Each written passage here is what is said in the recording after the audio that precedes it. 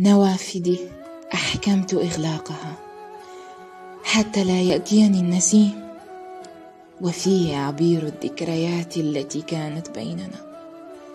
نوافذي لا تسمعي لقلبي وبيوم إليه تفتحين، وتذكري معي أني جلست أمامك طويلا وأنا أشكو إليك من صراع بين خذلان وحنين.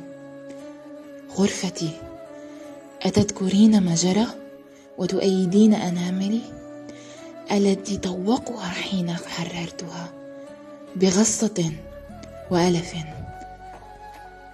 أفلتها ولا تنكرين، دموع قد ذرفتها وأشواك بيدي قد قلعتها، ونزف فؤادي بين جدرانك وبما قاسيت ستشودين. كم التففت حول نفسي وارتميت بين وسائد وشراشف باردة لا أجد بين طياتها غير الألم والحنين. كم ظلمت وما أنصفني، كم سئلت عن ذنبي وما أجابني، صرخت وصرخت ولم يسمعني، أوصد الأبواب وغادرني، تهت وكم عن نفسي بين أوراق الماضي بحث. لم أجدها هناك ولم أسمع سوى صدى صوتي الحزين.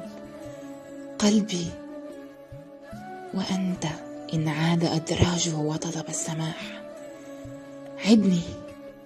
عدني بأنك لن تنبض له ولن تلين، واقسو كصخر واعصف كريح بموج بحر، واعتصرني بغصة لا تغادرني، واجعلها كقيد من حميم، واسحبني عنه حتى لا أتهاوى من جديد، وبنظراته وصوته لا أهيم.